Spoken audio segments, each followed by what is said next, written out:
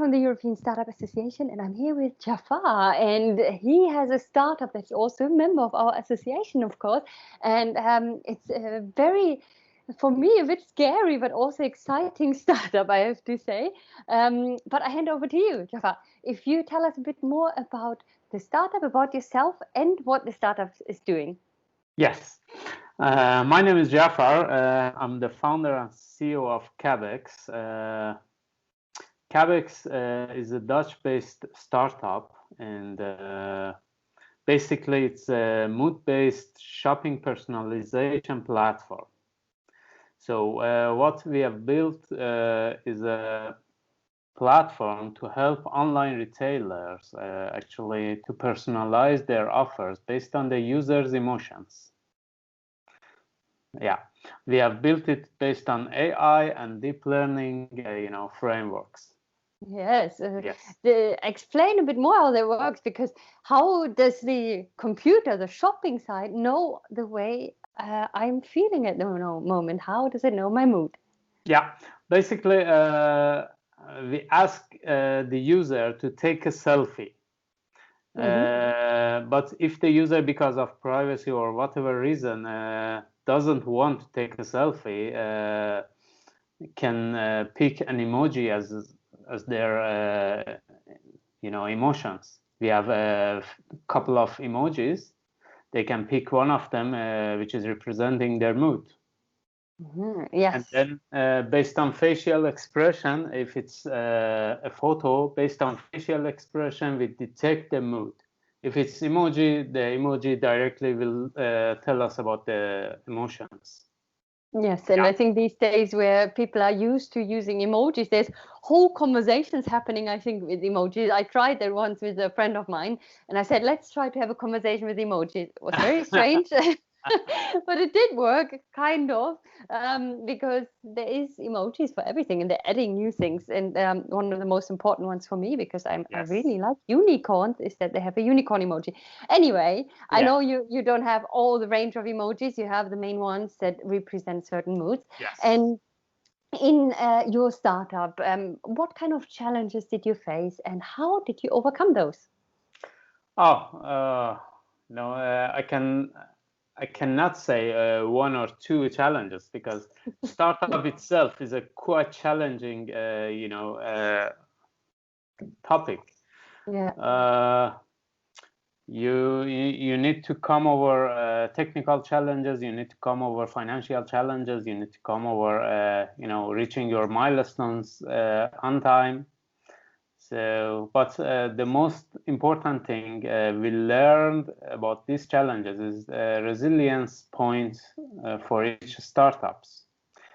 You should clearly know about your resilience point, and then plan perfectly to not, to get everything done before that point.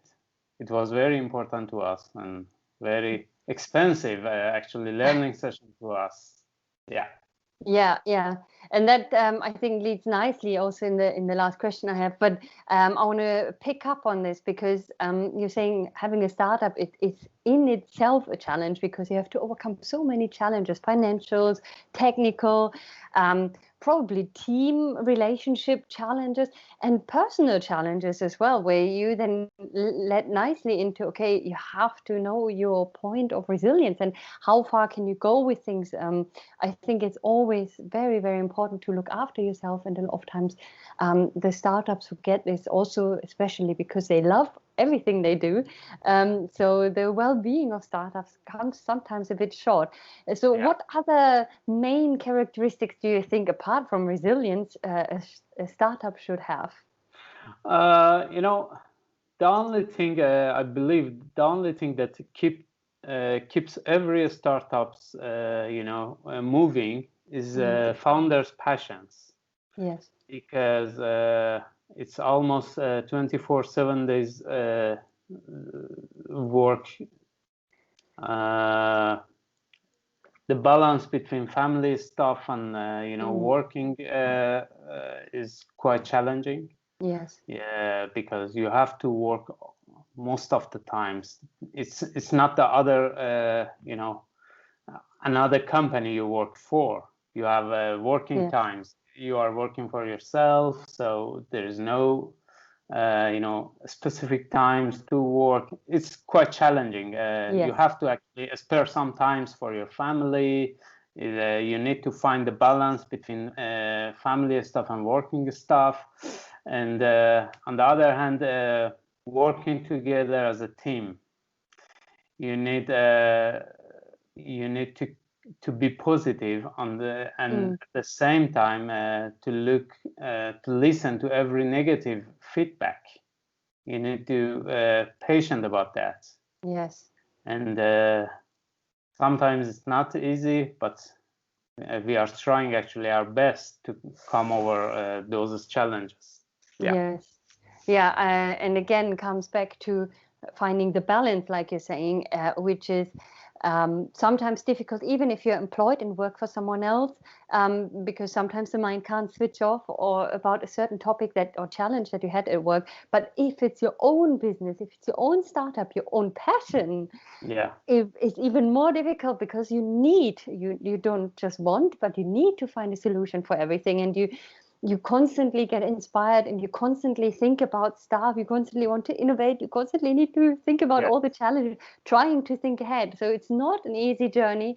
But I think you agree that it's a fantastic journey as well. And for me, I never wanted to be an entrepreneur, but became one. And I don't want to go back or being full employed by someone. It's a lovely journey, but it's a difficult one. So the passion and the resilience, I agree, are two main things that everyone needs. And for me, also hand in hand with resilience also goes the patience. Because it's sometimes like, oh, it's not working. And you need to figure out how it works. Okay, well, thank you so much for your time. I will link back underneath the video to your company so that people can find out more about you and can find out and check out the experience of mood-based shopping. So thank you so much, and we're looking forward to supporting you and your company further.